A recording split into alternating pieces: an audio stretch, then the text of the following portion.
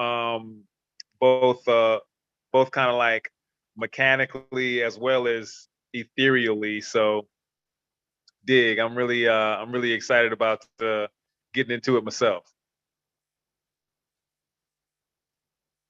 And I'll pass the mic to Miss Battle.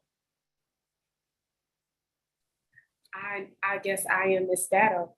Hi, I am Marquasia Battle. I'm really excited to be joining. This is a lovely book. So yeah, I'm just looking forward to like talking with you all and seeing what you all got most out of it, what excited you most about the book. Yeah, that's it. I would like give a better introduction, but I just don't have one right now. So Cool. And you can pass the mic, Miss Battle. oh yeah, so I get to pick. Okay, so I will just pass it on to Jade. Good evening, everybody. My name is Jade Brooks, and I came tonight because I've been reading this book, probably like rereading it, and my friend Debbie the artist mentioned that there was a book club discussion. I should go because I'm already reading it. So I found more information, and am just really grateful to you all for holding this space, this important title. And let's see, I messed up my thing, and so I think there's a phone number, area code 919-219. I'll pass it to that person.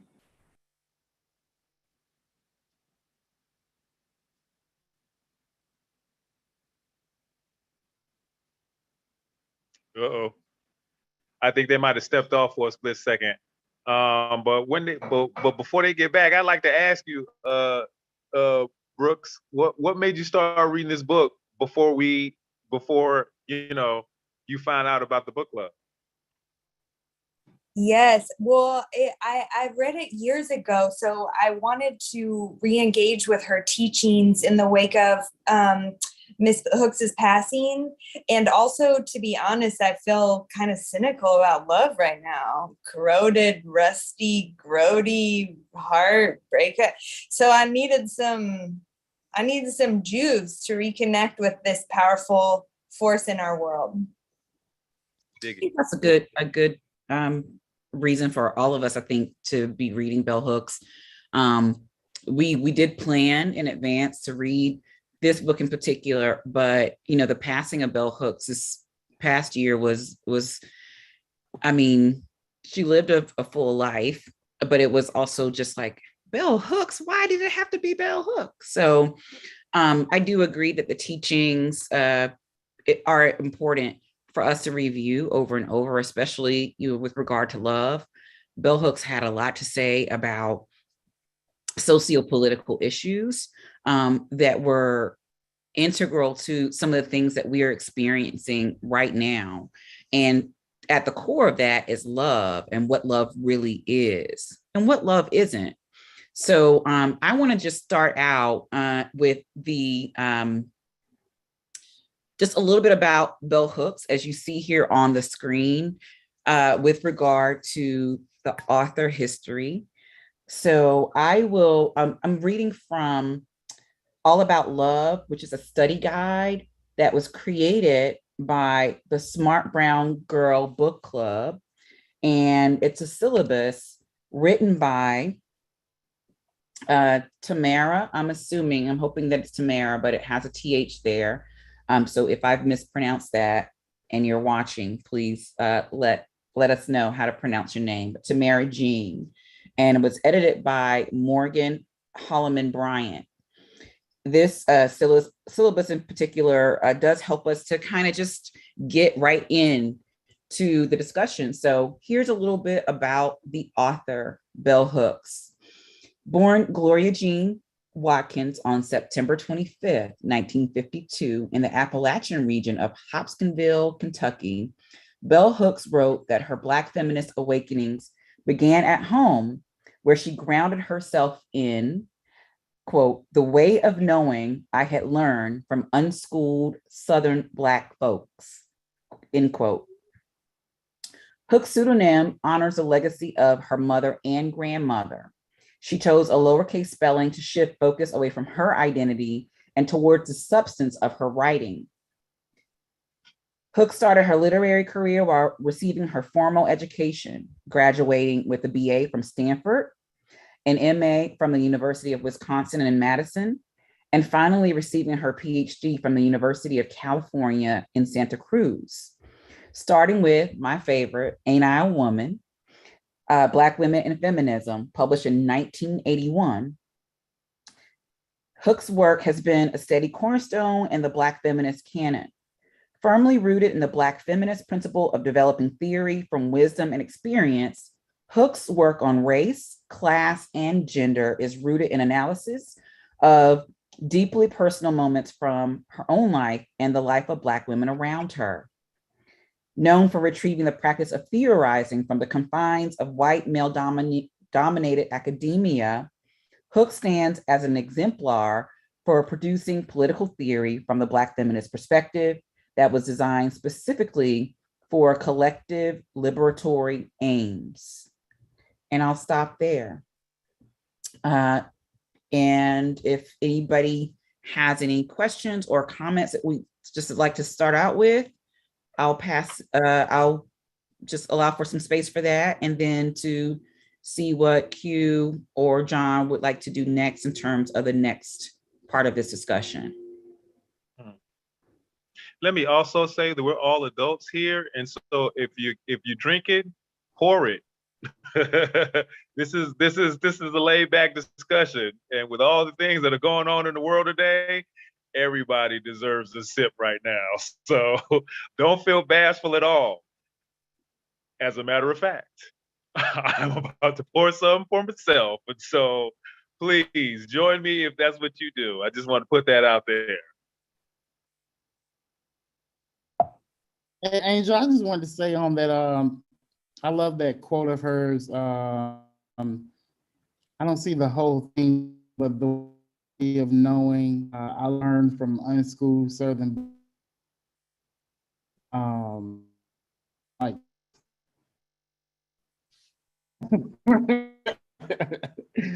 they were unschooled, but schooled in a certain kind of way, and had all the wisdom in the world. That's why I think I grew up with at the same, like she did. That was the system before there were such things as university systems, medical systems, all the systems that we are experiencing today. These were original systems and original ways of educating folk. You share the oral tradition. Yep. You share in rites of passage. You share in ways of being in order to, exchange with the earth. And I would venture to say, just like word of mouth is still the best like advertisement mode, I think that this original way of learning is still the best way to educate people because it's intentional and it sets you up for the various life cycles. So I like that a lot too. I don't know if I've seen that before in a bio. Yeah, I like that a lot. So I'll repeat it just so that it's there and spoken out into the ether. Bell Hooks says, in the way of knowing, I had learned from unschooled Southern Black folks. This is what Bell accredits to her Black feminist awakenings and how they began at home, where she was grounded. So she said that she's grounded in the way of knowing I had learned from unschooled Southern Black folks. Feels good coming off the tongue too. Yeah, I kind of read that too as unsystematized as well. Because every country and culture has its own educational system that's set up to perpetuate that culture or that that country, and that's not necessarily the apex of learning. Like, you know what I mean? Like, learning to perpetuate oneself is only one cornerstone of the information that's out there and it's around you. You know what I mean? And certainly being schooled by or being taught by unschooled people certainly allows you to sit outside of a system, which is certainly gearing your learning for the perpetuation of that system and what that system feels is important. And which is separate from all the other information that could also be that not could be, but is also very much important and essential to people building. Sure. All right. Dig it, dig it. All right, cute. Was there a direction you wanted to go in, or should we just talk about the history of the book? Yeah, we can just keep going with the history of the book, and then we have we have a couple of slides just to kind of kick off, the conversation. Okay. Yeah, go from So there. I'll go with that, and I'll stop sharing my screen to set you up for those slides. All right. So the book history, All right. people, All About Love was written in 2000 or the year 2000. I think that's what they were calling Y2K at the time, and marketed as a self-help book for those who were struggling with love in the modern world. At the time, Bell Hooks was known primarily for her work on racism and sexism. While veering into the self-help category may have seemed like a deviation from her theoretical roots, Hooks was clear at the time of the book's release that All About Love aimed to provide prescriptions for the ills of racial and gender domination detailed in her previous work.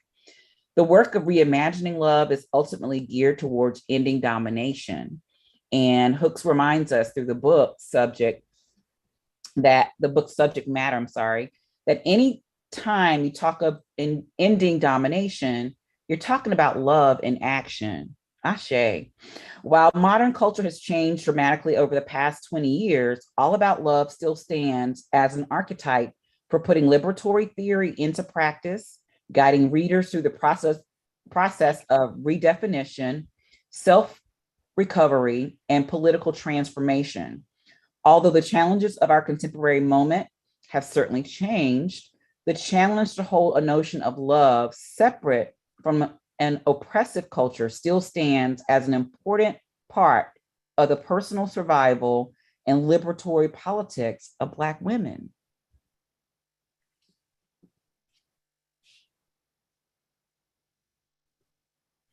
And as we transition, just talking about, being grounded in Black feminist framework, and nowadays it's called a Black queer feminist frameworks, in the sense that we don't talk about the bottom of, or refer to ourselves as being at the bottom of the totem pole anymore. We talk about having been in the underground, where the magic is, where origin is, and that is the basis for which everything is built on.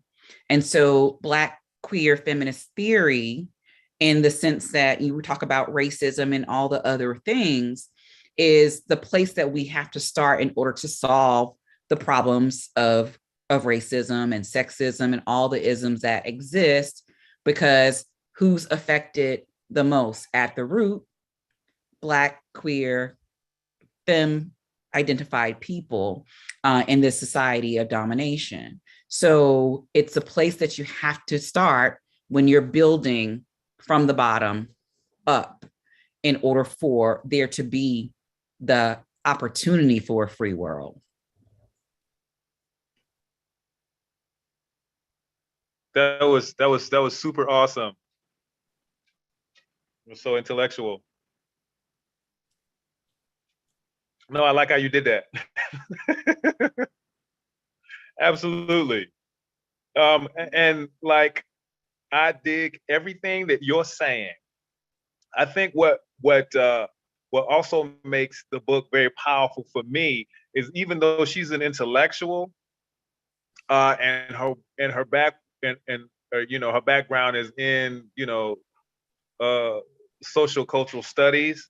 This was very seemed to be a very visceral book. I mean, like Brooks was saying, like she just feels, you know what I mean? Like I need an injection of what love, kind of like looks like, feels like, with people who are thinking on love, not from a commodified perspective, or not from like this, a singular cultural perspective, but like a global concept, a globally agreed concept as a human species about what love can look like and the myriad of facets or the facets that she explored love in. And so like that was one of the things that was powerful for me. Like, she kind of like systematically breaks it down. Okay, spiritual love, love between a man and a woman or a partner, love in yourself, love between parents. How does love between parents set you up for love of yourself and love of other people? And you know, it was just I really liked how she went. Okay, let's talk about this kind of love, everybody. All right, let's talk about this kind of love, everybody. And anybody reading the book, you may not be into, some of the chapters, or some of the chapters may be an intellectual exploration for you, but there's some chapters in the book that are going to like speak directly to you. You're going to be like, oh my God, that's my family. Oh my goodness, that was my last relationship in some way, shape, or form, and all of that stuff. So that for me is the meat of the book. You know what I mean? And I would like to just add to that too. That's what I feel is so special about this book. But also, I like the direct call out of like the overemphasis on romantic love, and the ways in which an oppressive version of romantic love are what's overemphasized. And so her tackling love in all these different ways, including the ways in which it should and can be politicized, is something that's radical in the self-help space. It's radical just even with like Black folk, the Black people that she specifically spoke about in that beautiful quote, those who are not in academia. I think that's something radical up and down the ladder, so to speak. That's really important to look at love in its totality, holistically. And that's something that even after her book, 20 something years later, we see society still struggling with. We see the self-help literary space still struggling with that. As if her book was never even written, that could have kind of changed the course of how self-help books even come out and how they're approached. I think there's something that has still been missed there, which is why I think her book is still relevant today. Yeah, I think that it really provided the fact that she started at the root. That is something that when you start at the root and you build from that place, it will stand the test of time. And that is something that's been very difficult for us in the society that we live in, the United States of America, and the way that all these things have been based on hierarchy. It's very difficult to understand that you, yourself, yes, you and you and you and me, you need help. You need, this self-accountability, and you need these tools in order to build yourself and potentially reparent yourself, because we all get to the place where we are supposed to be reparenting ourselves. There were things that, as Belle refers to, as the unschooled folk who offered this wisdom and this grounding for her, they didn't necessarily experience. They experienced what are considered the fractals of those things, but they themselves were people, human beings who would live and grow for the rest of their lives until the last breath is taken. And one of the things I love about this book in particular is that it does remind us that it's okay that we are always learning and arriving over and over and over, that we never stop growing. And there's always a way to become a better version of ourselves. And you start with love. Love is the highest form of just spirituality and humanitarianism. And it's not romantic love that's the highest form of love. It's actually compassion. And when you have the compassion, you have that for yourself and your fellow human being. So I love what you said, because Marquasia, because it is absolutely like part of the motifs of the book. And so I put this visual guide back up just in case Q needed a little more time in terms of the transition. So I'll just kind of say out loud. Okay. You got it now? Go ahead. Oh, okay. All right. I'll just say the motifs out loud, and we can come back to this later. But the motifs, as Marquasia really did, like you fronted this whole thing. Thank you for that. Love, patriarchy, gender roles, abuse, child rearing, childhood trauma, Black feminism, self-recovery, liberation, collective conscious raising, and self-actualization. All right, and I'm going to share my screen, and these are just some quotes, you know, to help jumpstart the conversation. So please feel free. And my screen has failed to start. Hold on one second. Dig it. While he's Of course, I would have technical. Hey, not a problem, sir. So while that's coming up, you know, another thing that I liked about what Battle was talking about, and I think what Brooks is talking about too, and I think what Bell Hooks is talking about is like, you know, there is this really, and she says it, I think in the book, there's this real ethereal concept of what love is supposed to be. There's just really, you know, this you know, almost Harry Potter concept of what love is supposed to be. It's, you know, it's supposed to float down and touch you on the head, and then all of a sudden, you know how to engage. You know what I'm saying? As though love and caretaking are the same thing, and they are not. Love and caretaking are not the same thing. And it does not matter how much you love something. If you do not know how to take care of it, it is going to wither. And at the same time, if you know how to take care of something, kind of like love is integrated into that. You know what I mean? So you don't have to sparkle. Like, you know what I'm saying? We're taking care of each other very well. So you know what I'm saying? Like, I don't have to, this don't have to be Sally met Harry type type of issue going on here. Like, we care enough to take care.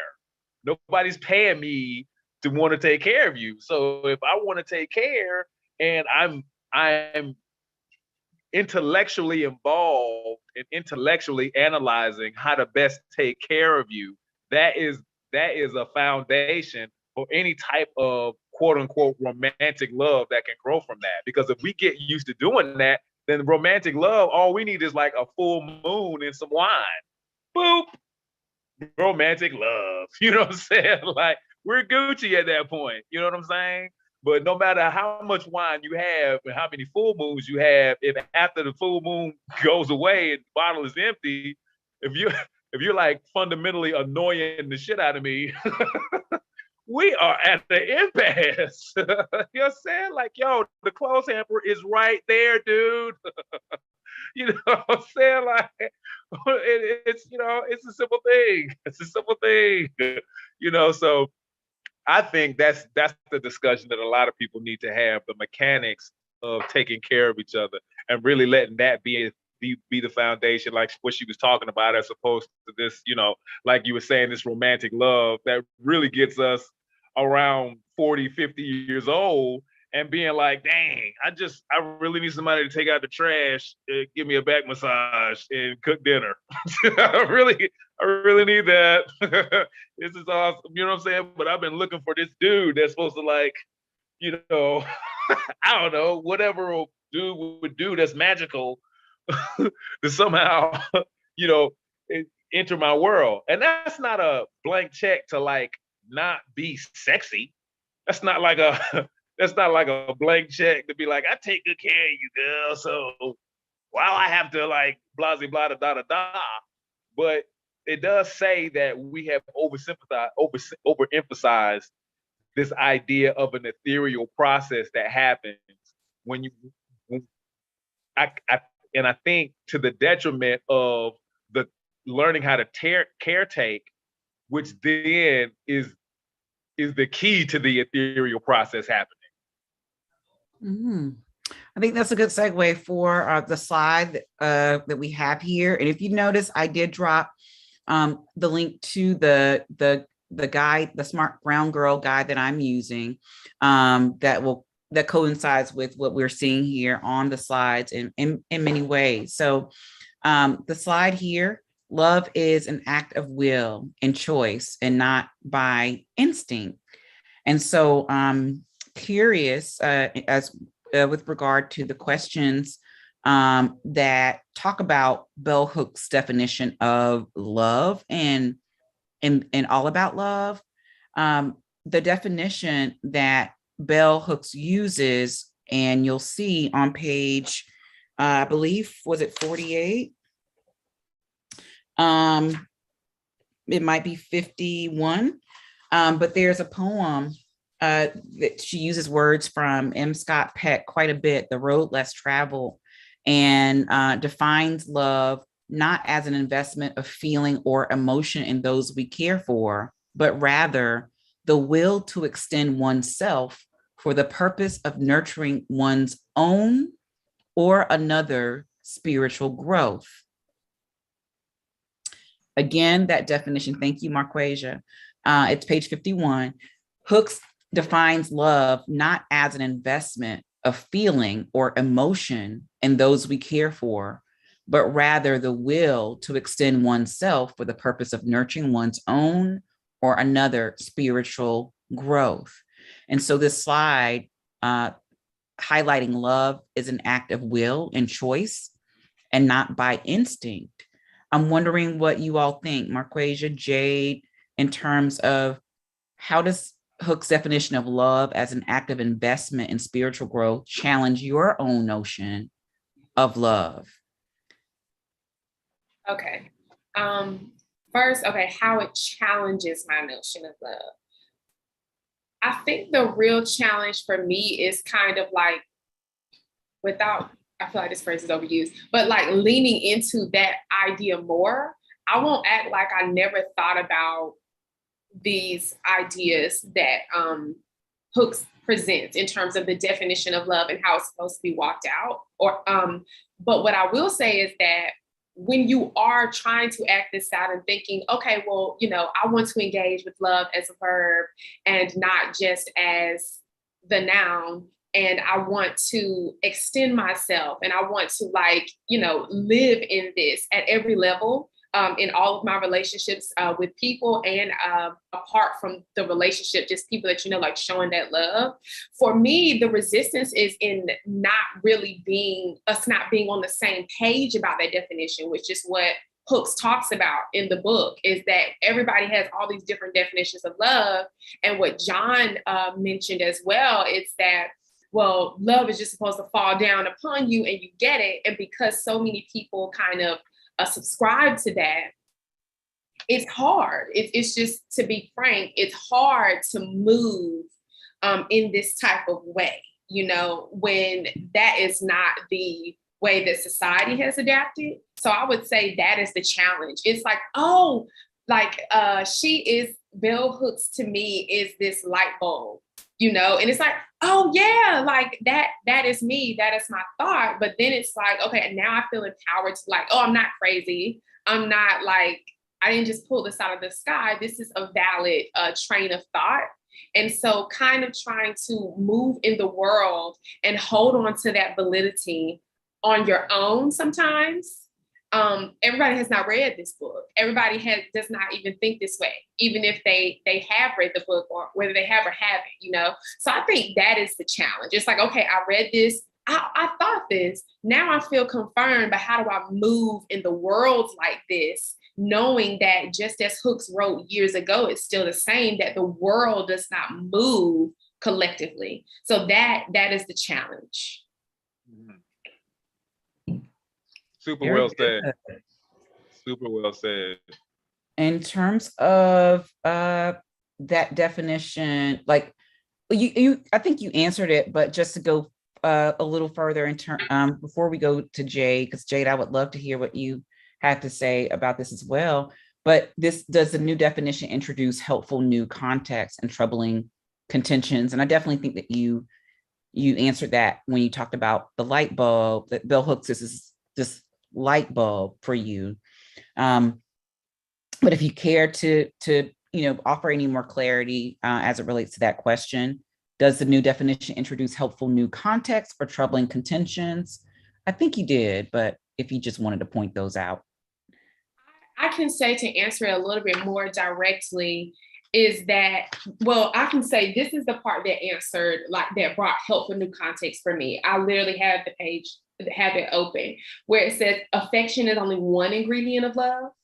To truly love, we must learn to mix various ingredients: care, affection, recognition, respect, commitment, and trust, as well as honest and open communication. That is a new context for me, because I can say that I let this understanding that that's been solidified through reading this book be in the back of my mind. It's like, I really think this, but that's not what I see. But moving with the way we are presented love and in the way that it's supposed to be is, like you said, it's this ethereal thing that like falls upon us, right? And so for me, this is what pulls it from that ethereal space.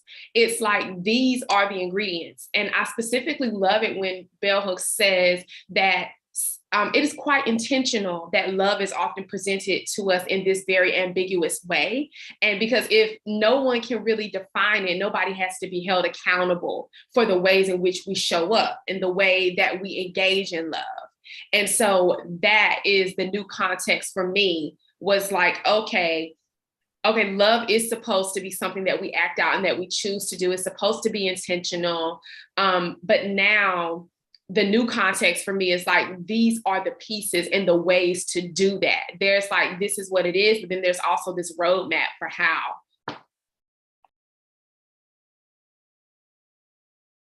That's just perfect. I love that. Especially in the terms of, if no one defines it, then no one has to be accountable to it. This goes back to what we're saying in terms of you have to go to the root. And that's not what we've been in practice of doing. I think the pandemic has helped us to do that. Yeah. So what about you, Jade, in terms of how Hook's definition of love as an act of investment in spiritual growth challenge your notion of love? Yeah, I'm really enjoying listening to this conversation and everything you all are lifting up. I think I resonated with Hooks's just her teachings throughout, like, really filled something up in me. And for this particular, I think that it's I'm sort of just like sitting with it and reflecting on all my past relationships, not to like TMI over here, but you know what I'm saying. And I think it's interesting to challenge since we previously were speaking of her commitment to self-love. And so I think it's interesting to challenge yourself to be like, how committed are we all each to our own personal self-growth and spiritual growth?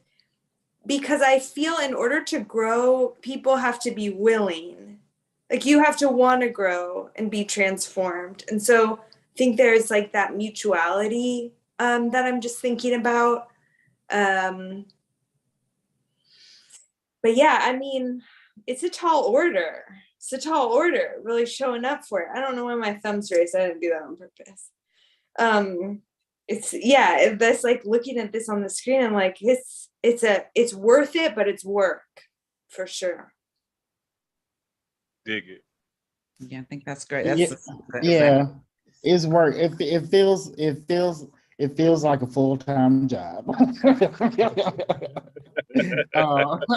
trying to get to that. Probably why we ain't got to the root yet. Too. It's hard. It's work. It is work, definitely. And her thing about self-love is interesting. I was trying to pull up the quote, but she was saying,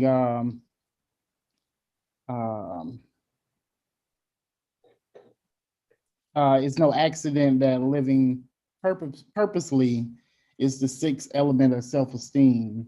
And you know how folks, you know, they work jobs that they hate, and it takes up much of their time, but that's not your sole purpose, you know, for living and loving. And what does that mean? And that's like you said, that's a tall order to talk about in a very capitalistic society, on when everything is presented as, you know, if you have these things, then you have more love, you know, for lack of a better term. Um, and I just thought that that really hit me, is just that living purposely, doing what you love, because everybody can't do what they love in order to make ends meet. Um, and I feel like it'd be a much better world if we all could. And some folks can. And even when you're doing what you love, sometimes it's still hard in a very capitalistic society to that doesn't feel like work. Mm-hmm. Mm-hmm. Yeah, That's, I think that's dope. This is in terms of, you know, as Jade was saying, reflecting on past relationships, you know, and thinking like, what was the common denominator, or what were the commonalities in each of those relationships? It always comes back to you in terms of like, this is how I was feeling, this is how I perceived certain things, this is how I felt about myself. And this is how I showed up. And that's what I thought love is or was, but realizing that love is work. And it goes back to what Q just said about, you know, doing what you love. I have been able to turn what I love into my work or my life work. And I have to tell you, I am working around the clock sometimes just in order to do it. But it is the most fulfilling thing that I've ever done in life. And that's after a lot of just healing work, a lot of like checking myself, a lot of analyzing, you know, where I am, where I've, you know, come from, and where I would like to be, you know, in this next iteration of my life. So I really love that, Jade, you brought to the conversation of that the word work, because love is work. It is like, you don't just step into it. Like John said, it doesn't just come to you. It's deeper than that. And it's a thing that evolves us in everything we do. Um, Thank you, Q, for back to the original slide. Love is an act of will and choice, and it's not by instinct. We are learning that for the rest of our lives. So, for you, Jade, how does that definition of love introduce helpful new contexts or troubling contentions? Because you did mention that already, and I was just wondering if you wanted to point out like those specific themes or motifs or anything Sure. there. Yeah, sure. Thank you. I think what is coming up to me for me is that let me think, let me reground in this, what we're talking about. It's just that I've made the decision to leave relationships where there was a lot of love present, but it still wasn't a good relationship. And in that way, I think, so in lieu of getting like super TMI about my business, like if there's always a questioning in some ways of like, should I have stayed in that relationship? Was there more we could have transformed? Like, is that person my soulmate in the Disney? You know what I'm saying? And so I really relate to the feeling, to the definition here of love as an act of will, because I find myself to be a pretty strong-willed person. One could say stubborn. And so I do think where I choose to put my energy, as you just spoke beautifully to, Angel, in terms of your life's purpose and your work, like that has such power, what we choose to put our energy into. And I remember hearing something about true love once. I think it was that therapist, if folks are familiar, Esther Perel. she's like on YouTube and stuff. But she said she's probably been very interested in, or rather influenced by bell hooks. And she said something like, the person becomes your soulmate because you chose them to be your soulmate. Like, it's not an act of God, it's that you made that purposeful choice. And so I just, yeah, I really relate to this definition and appreciate it. But one thing I wanted to say earlier about, I really love as well that the highest form of love is compassion towards others. And I think there's such usefulness of this in this book in thinking about our work, let's say for political change or social justice or making the world better, whatever you want to call it. Because I think too often we lead with a lot of anger and hate and annoyance and frustration, which is needed sometimes, from potholes in the road to the cost of rent right now in Durham, to mass incarceration and white supremacy and internalized racism. And so I think that's so needed, that rage. But actually, I just see in doing that line of work a dearth of compassion that really we have to be, and like some amount, especially among white people, let me say, of like unwillingness to really empathize or really like go there in a heart space that could lead to more transformative political change. So that was coming up for me as well. Dig it. And I like to say, like what I'm hearing in everybody's conversation are undertones of self-awareness. Like Angel was talking about, I had to check myself, examine myself, and like, you know what I'm saying? And Bell Hooks is talking about personal autonomy and knowing yourself, loving yourself, and you know what I mean? A part of love, and especially the way she breaks down love systematically, is breaking down yourself systematically, being able to understand what your psychology is and to differentiate what your individual psychology is from group think of the culture that we fit ourselves into.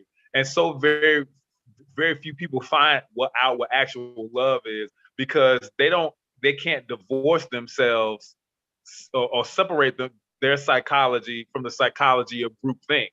And so they always have this innate impulse and feeling that love is this way, but they can't separate the groupthink that's telling them love is this way. You know what I'm saying? And so, like, yeah, everybody's talking about self-awareness, which is also why we all have these different definitions and concepts of love, because we have all these different cultural expressions and different cultural constructs, and nobody's really going into the self-mapping process to break themselves down into, okay, anthropologically speaking, I'm a human. I'm talking about live or die. What needs to live? My body. What needs to live? My beliefs, my culture, my blah blah to die. And building from that ground up to understand the connectivity between all of us. And so, like, we're just like floundering around in what love speak is, because to first understand what love is, you really do have to understand yourself. And there's so few people who engage in that work, which is where the hard work is. See, I believe that the hardest work is mapping yourself. Once you've mapped yourself, then I think it's very easy for you to find glimpses of yourself in others and connect to those glimpses, such that it's really not that hard of work to fall in love with somebody else. You know what I'm saying? Because you take care of them like you take care of aspects of yourself. You know what I'm saying? And so, like, it's just like that, knowing yourself is the real hard work. You know what I'm saying? And then matching yourself with somebody else who's also engaged in that process, that I think that becomes the fairly easy work. You know what I mean? And Jay, just so you're not alone in your TMI, I've married and divorced, and like I'm divorced because I'm loving in different phases that the person who I'm married to is not loving in. And so we literally are speaking different languages. Like, you know what I'm saying? Like, we're in an argument. I'm not, you're not understanding what I'm saying. I'm not understanding what you're saying. So I'm gonna be quiet right now. But what I'm gonna do is, we used to live in a house where there was carpet on the stairs, And I would literally wake up to her falling down the stairs often. You know, like, oh my God, my loved one, she's falling right now. So I'm like, oh my God. You know what I'm saying? And so like, I would be like, okay, I'm not talking to you right now. You're not listening. I'm done listening, trying to listen to you. So I'm just gonna go retrofit the stairs so you don't fall down it no more. And she would literally annoy me to death while I'm trying to retrofit the stairs so she don't fall down them no more, talking about why don't you talk to me? Fool, because you keep falling down the stairs. And I need to love you by retrofitting the house. I can't love you right now with the conversation. That's not working. You know what I'm saying? So like finding that person who may not necessarily speak the way you speak, but certainly understands when you speak. You know what I'm saying? Like, there are some people who would, and I do believe that there's a person out there who, for me, who will be like, okay, I know you're mad at me right now. You don't want to talk. I'm mad at you right now. You don't want to talk either. But I really do appreciate you fixing my toilet. That's awesome. I appreciate you retrofitting them stairs, or like, getting that car cleaned out, whatever it is, you know what I'm saying? And so like, first of all, for the TMI, so you don't feel alone. One. And two, our discussion, and I think Bell Hook's book is really getting us to probe ourselves. What, love is not this, this thing that everybody gets to define. No. We're going to set this based on the perpetuation of the mind, body, and spirit. And everybody gonna sign on this. You know what I'm saying? Anybody who explores themselves understands that they live in those three places. They live in, okay, feed my spirit, feed my brain, and feed my body, and we Gucci. Dig it. But I know we have that wonderful question too, but I just thought of something while you were sharing, John, about fixing the toilet and doing all these things. And one of the things that I really loved in the book, I think I said it earlier, but I'll just give another example, is like the difference between showing love and showing care. And Hooks speaks very directly to that many of us have not experienced love according to the definition set forth in her book. We have experienced a sequence of acts of care. And the confusion that can cause when we look at that as love, but then certain areas feel unfulfilled and we can't really put our finger on it, is because we know how to perceive acts of care. Like, this person did this thing for me, or this person showed me this sort of portion of affection. This person spoke my love language. And so, or I spoke theirs. And okay, and so these things that they did for me or that I did for them, that was love. But something that I have subscribed to directly from this book, from Hooks, is that sometimes we can look at all of that and it still was not love. It was acts of care. And so it's important for all of us to challenge ourselves to not just perceive love in that way, and to not only give love in that way, but to once again, step beyond the acts of care. I think that is like a super key, even when we're evaluating, like you did, Jay, which I thought was cool that you said, should I have been in those relationships?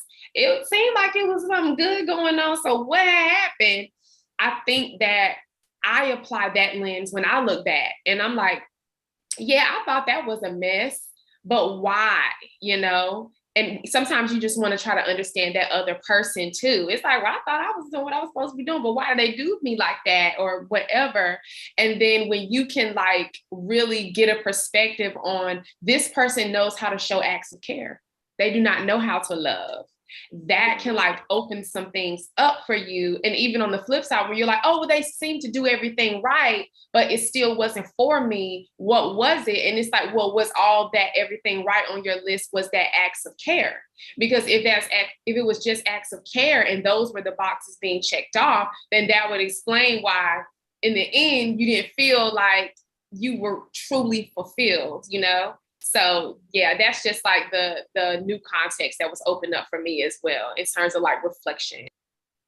Yeah, people checking boxes. Yeah, that whole care versus love thing was a big, it's huge. Like when she said it, you start thinking about every fucking thing. Like everybody and everything, like from your mama to your sister to your loved ones, like everybody. Like what is, what is, because you have a lot of people that may care for you, but do they actually love you? And that shit is deep, and yeah, it can send you down a rabbit hole you may not want to go down. And a lot of people that we say, oh, I love this person. And when we look in the ways in which we showed that, it's like, dang, I actually was just, it was acts of care. And it was in the romantic sense, it was that cathexis. I think that's what Cook spoke to. It's like you feel these feelings of like liking and something's in there growing, and you think, oh, we're falling in love. And it's like, no, honey, it's cathexis. And so, yeah. All of that. We're falling into care. That's what we're falling into. This is such a good book. I think everybody should be reviewing this book every February when we start talking about Valentine's Day. Like what, because again, that's what sold to us. So this like there's nothing wrong with romantic love, which is described as sexual love, being the lowest rung of the love spectrum. There's nothing wrong with that at all. It's just that we, in our society, we don't get the opportunity to get the same messaging around the other levels of love to get to compassion. Because compassion, I think, is key for these ingredients that Bell says are part of what love is: being intentional, the expression of care, but also affection, also responsibility, also respect, also commitment, and also trust. So I really love, this is opening up a lot of things for me in terms of reflection. And Jade, I don't think it's TMI at all. I think that's what we're here to talk about, is that, the reflections on, where we have grown and where we haven't. This book is definitely designed to grow us up, and there will be more growing to do, but that's also the beauty of arriving to one place and then being able to build on that new foundation to get to another place. And we'll be doing that forever. Yeah, I just wanted to throw in there real quick before we go on back to the compassion thing and back to being brought up by unschooled Southern Black folk. So my grandma was 101 when she passed, and this is a couple years ago, and and Granny passed about 5 years ago. But long story short, she used to always say, "You got to love everybody, baby." And she used to always say that. And what I really, and as I get older, I really think she meant to say you got to have compassion for everybody. And that's what makes the community the community. If you have compassion for everybody, you'll have a larger community, and your heart will open up for different people and know their story, whatever it may be, and be able to connect with folks. But that just hit me when you was talking about compassion and just her being in my memory, always telling us and her grandkids and everybody, you got to love everybody. Like that would be something that she will always say in the conversation, no matter what we would be talking about. And the older you get, like I said, I just feel like, like you said, that unschooled Black folk learning, because she only went to the 8th grade. So that learning kind of what they call common sense learning, you know, has kind of stuck with me throughout. So I just wanted to bring up that point. That's all. Dig it, dig it. Yeah, I wanted to That's throw great. something else in too. Am I talking too much? Because you can tell Jay. Jay. Tone it down. Like, yo, this book is really powerful to me. And I must admit that when I first started reading it, I was kind of like, man, love, okay, love, smub, all right, blah, blah, blah, da, da, da, da. But when I really got past my own issues with the word and how it's so sloppily used, I realized that she was being very specific, but she was using a language that most people identify with. Like she's using the language that people identify with, but she's deconstructing it and breaking it into its component parts. Like, you know, and once I got past my own stuff, I realized how intricate and sophisticated her her commentary was, as opposed to the simplistic words, some of the simplistic words that she was using. You know what I mean? Like, you know, and definitely one of the things that stood out to me is love as magic. You know what I mean? And how that's false. And also love, our definition of love coming out of religion. You know what I mean? Coming out of the concept of, you know, this idea of religion.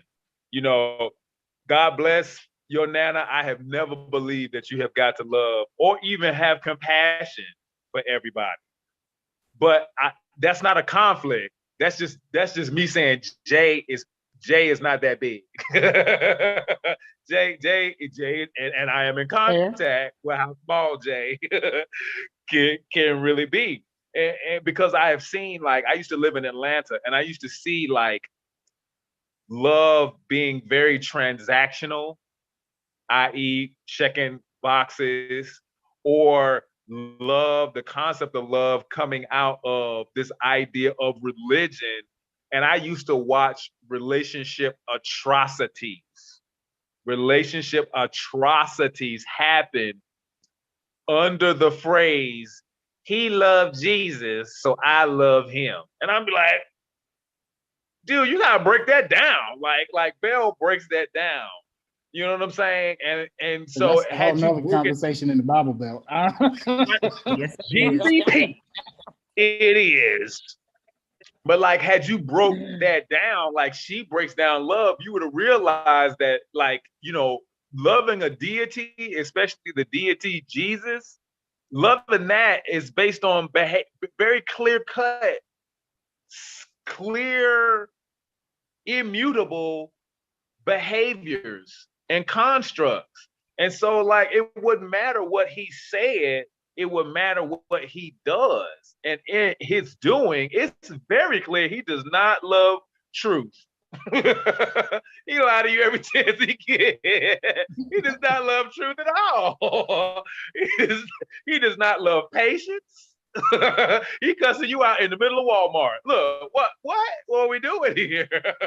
You know what I'm saying? And so, like, this book really needs to be required reading, like I would say in high school, if not grade school, because I don't think there's any language in this book that's beyond a grade school person or beyond a person in grade school who can't have the language broken down to them so that they understand themselves. You know what I'm saying? And, like, you know, the way she deconstructs everything from black, to some degree, black people are having such an issue with love based solely on slavery and Jim Crow. Based solely on that. Like, it is our history with the deconstruction of love based on the deconstruction of the human being to make them enslaved, and then the deconstruction of the family, and then the deconstruction of their access to democracy, economics, education, and all this deconstruction that's happening, that you really can't you're really not whole enough as a person in yourself to engage anyone else.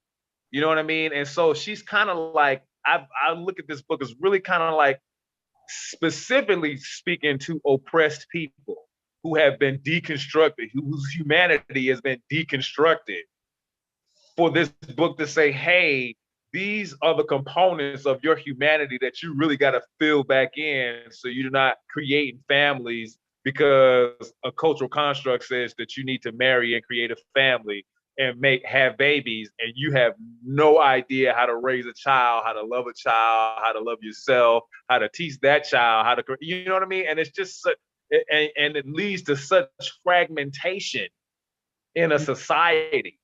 You know what I mean? There's no reason America, even with all of the melting pot that it is, should be as psychologically fragmented as it is. I mean, it's just weird how psychologically fragmented it is. And that type of fragmentation has to come from, I think, serious oppression, torture, and deconstruction, purposeful deconstruction. Yeah, I want to push back just a little bit, John, on what you're saying, because I think that I think I like we going back to Jesus, because, well, two things really, just bringing in that connection, because yes, I agree in terms of the idea of Jesus, Christianity, those things were used and to oppress. I mean, if we know anything about the Bible and how it was written and copied and changed in ways to oppress enslaved people, then you can go back and look at what we've been taught that love is patient, love is kind. And then when you mention, oh, Jesus doesn't love truth, or Jesus doesn't love patience, well, I would argue that a person who expresses, their impatience or anger or any of those things really is showing love. We haven't learned that. Oftentimes we've learned, like as a Black woman, the trope that is the angry Black woman. Well, if I'm angry about something, and probably rightfully so, I am showing that somehow deep down in my soul that I am loving myself by expressing the anger that I have. Something is wrong. Something has been wrong. And I am expressing it in the best way I know how, because through anger, because I've been taught that anger is not appropriate, that I should not express anger. I should not get angry. The Bible says, be slow to anger, but not to ever be angry. And that's one of those things that has been perverted in terms of, what the Bible's supposed to do to guide us as this spiritual thing that we're to abide by. And that's really it. I just wanted to just say that because, I think that, Jesus has gotten a bad rep in terms of, who Jesus was. He was there to uphold his Father's kingdom and the integrity and the tenets of that. And he saw people who were faking the funk in the name of his Father. And so, and that's not love at all. It's performance. You're performing these things. And I think that is what Bell Hooks is talking about, is that, we perform these acts of care. We perform love thinking that that's what it is, because again, we have not been able to, as a society or people, get to what the root of love is and experience all of its forms from that place. Okay. What were you pushing back on? When you said he doesn't love truth, or he doesn't love truth, and he doesn't love patience. Yeah, that's not Jesus. That's the dude who says he loved Jesus. Gotcha. Yeah. That's what I'm saying. Like, or are you saying that? What are you saying? What my sentence? Maybe I have put some, or didn't put all the grammar into it, but I was saying that you say you love him because he loves Jesus. One of the things that Jesus is patience and he tells the truth, and you're saying sometimes Jesus is not patient. That's what you're also saying. No. That's I the was saying in response to when you said this person loved Jesus, and because they love Jesus, Jesus is kind and patient and all those things, right? And then you said you were talking about the guy not loving truth, not loving patience. And right, I was just pushing back on kind of maybe in support of what you were saying in terms of like the performance of that, because you're saying this guy loves Jesus, but he's not patient and he's not he doesn't tell the truth. he He lies lies all the time. He lies. Yes. Yeah. He thinks love and power are synchronous. Right. And it points to, how we perform those things that we're taught from the Bible. I hope that helps. Does it bring back this? I wish we did perform the things that we were taught from the text. Because the text is actually very rich. But what I was saying was the duality of words versus action. And how people from the religious construct that Bell Hooks was talking about, we gather our concept of what love is from a religious construct, which fits exactly into what you're saying, which is the religious construct has been used as a power construct. It has not been used as an upliftment construct to a large degree. To a large degree, it has been used as a power construct to set up a hierarchy. Right. I think I was on, maybe I used the wrong term, pushback, but yeah, just to kind of just provide myself like some context. And so those are my thoughts as I was listening to what you said. Mm-hmm. I just want to make sure like being specific with my language is very important to me. But this is my second glass of moonshine. So I want to be clear that I'm clear. All right, Jay. I think both of y'all was on the same page. I think so too. I think for being here tonight. Hey, thank you all so much. Goodbye. Take care. Q, was there another question you wanted to go to, or let's just go to this last one. This that led us into the next slide beautifully. The presence of love as the absence of the desire for power and dominance. Mm-hmm. Mm-hmm. Which I think we just touched on. Yes, listen, I think this may be in like the honesty section or the truth. I think that's like chapter 3. When I tell you that whole chapter is a mic drop, that is my favorite chapter.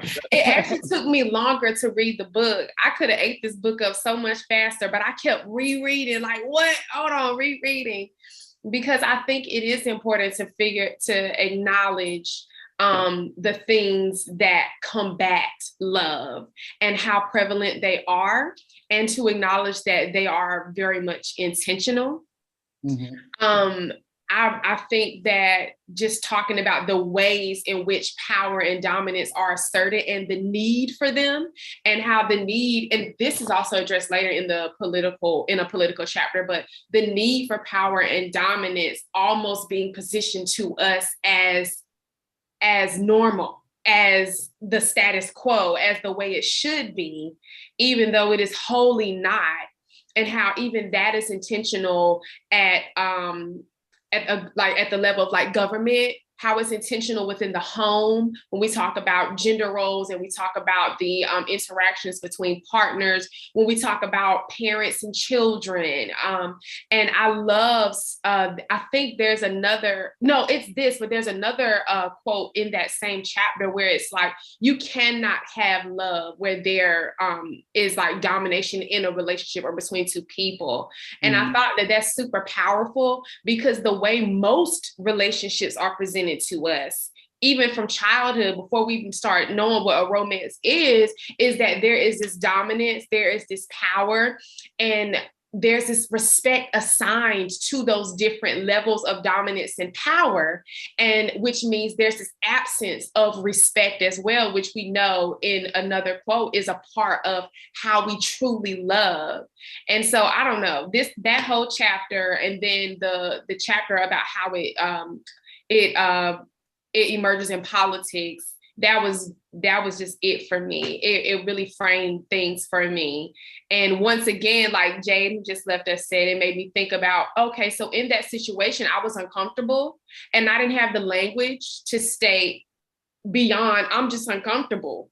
But now, after reading the book and living, of course, I can say that there was this power and dominance being asserted over me in certain situations, whether it was in family, whether it was in a romantic relationship, whether it was in the workplace.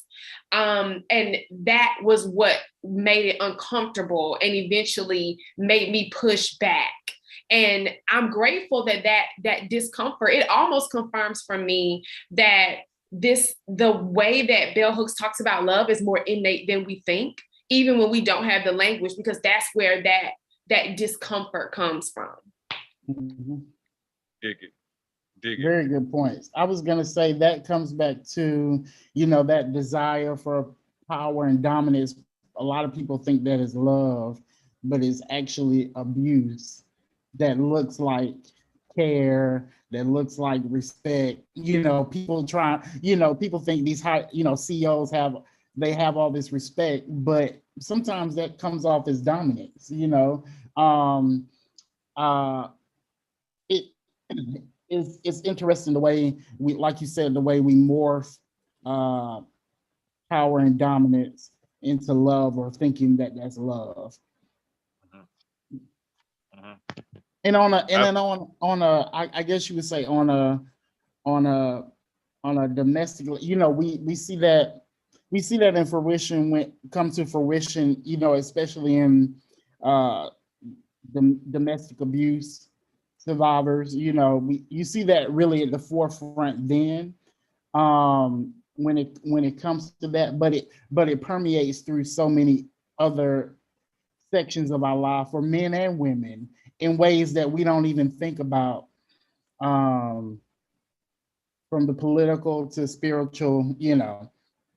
Folks been justifying slavery through love, and the master knows best and all that stuff for years and years, and political wise and the whole 9 yards. So I think it is permeated through, especially American society. Other societies, of course, Western imperialism has spread across the globe now, but you really see it in American society. Mm-hmm.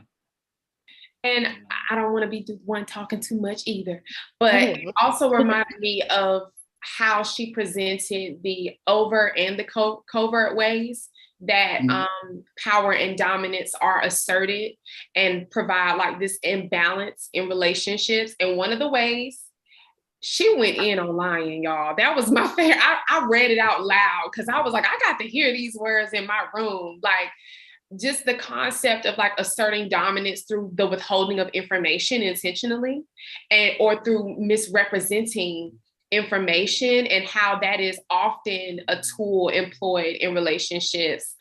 That was good, because there have definitely been times where I'm like, this person got a lying problem. And it really bothers me, because when I don't like to be lied to, I always looked at lying as it's just wrong. Don't do that. Right. It doesn't feel good. Hooks presented the lying as a tool of dominance and like power assertion, which is what I could never put my finger on that I didn't like about a person who uses lying as a natural form of communication. Of course, nobody is perfect. Everybody's told a lie. But when that is like your natural form of communication, I didn't like that. It always felt manipulative to me. But for a long time, as you said so wonderfully, and how Hooks also put it in the book, we look at physical abuse and even verbal abuse in other ways as oh my God, don't do that. Mhm. But when we look at that withholding of information and other ways that power and domination get asserted, you start to see once again that there were a lot of situations where it's like, this person loved me, but they lie a lot. And it's like, well, if they lie a lot, do they love you? And asking those questions, now that's like the meat and the potatoes for me. That was really, really good for me. Mhm. Word. Mhm. Word. Word. I'm still on what you said in terms of like just chapter 3. I am going to go back and read that again tonight because it is a mic drop, and I love that that's how you described it. I feel like every time I read this book, especially when I get to from one part to the other, usually it's the first 3 chapters. I'm going back to the introduction. I'm going back to the definitions. I'm going back to, oh, let me just look up this word. Like, what does it look like in the dictionary, and what is how is Bell using it? Because when we did get to that part where there's a list of overt and covert ways of dominance, and I'm just thinking about a lot of the conflict that I've been in personally, within community, within my family. I'm thinking about this person's really, yes, they're trying to find love and they're trying to be loved, but they're using these tactics to dominate me and make me do it rather than let love be love, which is what you already have in me. And now I'm finding myself fighting and defending, the position that I'm holding, that I'm already giving you, and being manipulated in these ways to show you that I love you in the way that you see it, even though the way you see it is perverted. It's not quite what love is. And that becomes people pleasing. And before you know it, you don't remember who you are because you're twisting and turning, bending, and all kinds of things to prove that you love this person who does not know the definition of love for themselves. And you change yourself in so many ways and lose yourself in so many ways because of that. And I think that's worthy of further investigation. Thank you for that. Dig that. That's really. It's close to our time, y'all, but I want to end the conversation. I don't have this slide prepared, but just want to talk about since we're in community, her chapter on loving community, and I think she put it as loving communion, which I love. Your thoughts. That'll be the last thoughts for, since we're in a community vibe in the virtual club. What do you think about her chapter on community and loving communion? And go back to see what I have in my notes on that part. I know that's well, for me, I think one must be in communion with oneself before one can be in a community. Like, I'm really big. My background is education and performance. And so, like, the classes that I teach, our foundation is not about how can you be a character. It's about deconstructing how you're already a character. How do you walk? How do you talk? How much breath do you take in? Are you using 40% lung capacity? Are you using 70% lung capacity? You got to be in contact with your lungs to answer my questions. You have to be in contact with your hips and your legs to answer my questions. And that self-exploration, I think, puts people in communion with themselves. And I think if a person is not in communion with themselves, there's literally, logistically, no way that they know how to be in communion with others. In my humble opinion. Highly informed, but humble opinion. And so like I really enjoyed how she connected communion and community together. Because I really feel that, you know, like she was saying, your concept of love comes from the family. If your family is broken, your concept of love needs to be mended. You know what I mean? And I'm not talking about broken as in there's no father in the house. Because you don't, you know what I'm saying? Like that's not necessarily the cornerstone of how a love is broken if you have a fully loving mother. Do you know what I'm saying? Like, and as a matter of fact, there's some fathers that need to get out the hell out of the house so the mama can love the child the way the child is supposed to be loved. You know what I'm saying? And so like I'm not talking about that. I'm talking about like a person who understands how to talk to their lungs, how to talk to their kidneys, how to, you know, how to talk to their legs, how to be self-aware and celebratory in those parts of themselves so that they can even connect to a community. Yeah, I think that's like, I think piggyback was what I was trying to use earlier, John. And I'm gonna do that again because the way that Bell Hook starts off chapter 8. So it's chapter 8, community, loving communion, is with a quote by Parker Palmer.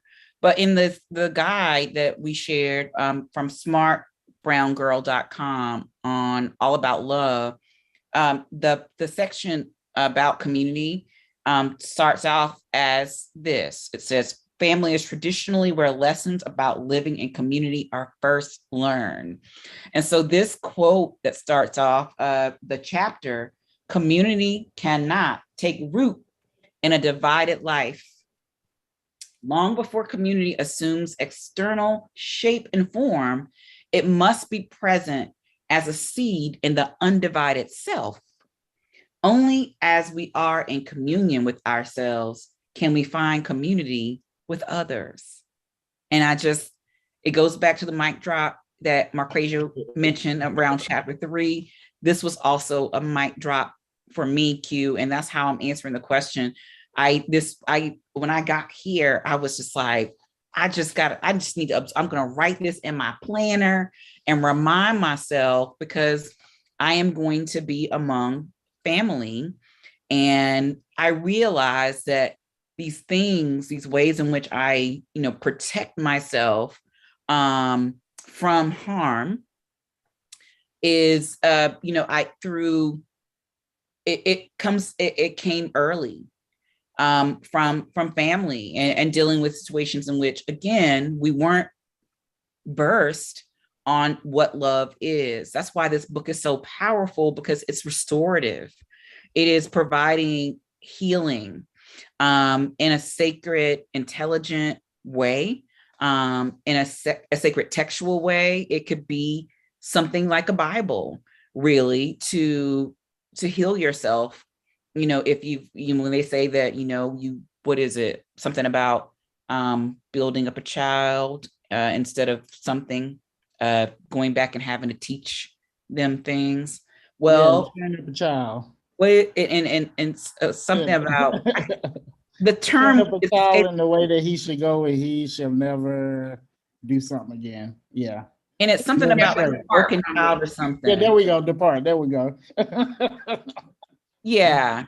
I mean, this particular quote, something about a broken child or something. But at any rate, this is a way to restore whatever that you have never experienced, or what was lost, what was destroyed, in terms of reparenting yourself. And I just feel like this is, if you're looking for that kind of thing, or if that word has come up for you, or that term reparenting, or getting grounded in love, this is your sacred text right here, because it's just the art of writing, and to leave these kind of breadcrumbs behind, and just say, I'm going to sit and be disciplined long enough to do what Bell Hooks has done for us, and is changing the world by changing herself.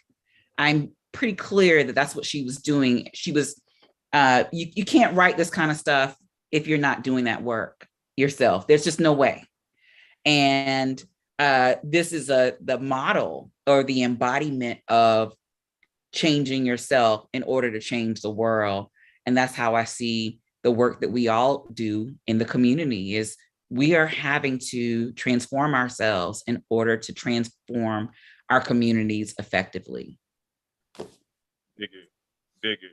And that's also like, before I even read that chapter, I was already doing that work in my acting work, when I teach acting. And I think that's my overture to the Black community, because every Black baby I get my hands on, I break them down into their component and constituent parts so that they can understand who they are as the primary stage of remending the broken Black community.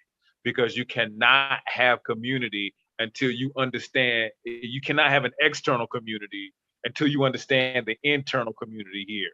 And so like, that chapter was powerful for me too, because I'm like, not only do I use it in my theatrical work, but I think every politician in the freaking world should read that, because most politicians are like, don't understand, and they all talk about, big tent this or reuniting the country, and you don't understand, like, you can reunite the country just by passing healthcare that says, okay, everybody with broke teeth, I'm gonna fix your broke teeth. It's mechanical shit. Everybody who got toe fungus for 20 years, we gonna fix that toe fungus for free. Everybody who got like whatever. And so like this material and mechanical, mechanical thing that gets people to realize, well, damn, you got toe fungus, nigger? Well, I got toe fungus too. Maybe you're not a nigger. Maybe I'm not whatever. You know what I'm saying? So that we can understand mechanically that you got to get in contact with you before you can get in contact with anybody else. And I tell you, I have spoken to bigots, and they are the most self-disconnected people I have ever seen before in my life. Like, they are fundamentally unaware of themselves. And so like, yeah, that's awesome.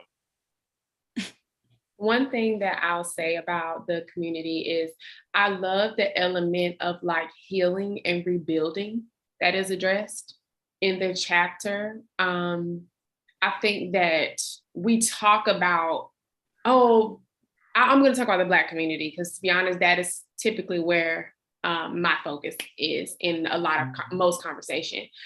We talk a lot about how, the Black community, we got to come together. We need to unify. We need to do this. But then I think where things break down is the pathways to doing so. And the value in, rebuilding and healing with one another, whether it's in the home, with our immediate family members, or whether it's with friends, and like how we value these sorts of relationships. I do believe that, of course, community is much larger than just like you, your people, your friends, your blood. But I like how Hooks engages with the family in the home and engages with these friendship, these bonds, and how we make them rich. And to link it back to other parts of her book, I think it's really important too, and I'm gonna wrap right on up, honey, I see. But I think it's really, really important to make sure that as we take accountability for ourselves, that as we acknowledge that other people did not love us properly or have not loved us properly, I think it's also important to engage with the fact that I didn't love people properly. And I think engaging with that, and I think that's the purpose of this book, is that everyone can get that enlightenment. Then that is the pathway to that rebuilding and healing. Because if it's all about, well, I don't talk to my sister no more, I don't talk to her no more because they did XYZ, they didn't love me properly. Then, and if everybody does that when they're not loved properly, then that healing and that rebuilding cannot happen if everybody's just cut off and thrown away and it's cancel culture all up and down. And I think that that is the main takeaway. It's just really reverencing community, reverencing the people in our lives, the relationships we build, and the pathways to making sure that they're healing, they're healthy, and all of that. And I'll piggyback on that, which I feel like that comes back to our first point is you got to have compassion for people, because you can't do any of that without having compassion for people, which is what love is. And I'm gonna leave it at that.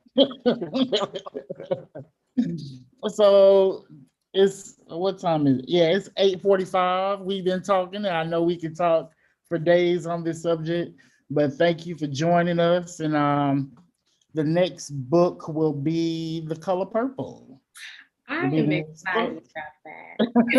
I have not read The Color Purple since the 6th grade. That was a very long time ago. Exactly. Yeah, exactly. Yeah, it was high school for me. So I'm That's really a excited commentary. about that. Yeah. That's the a 40th commentary on patriarchy and self-love and self-hate. Oh yeah.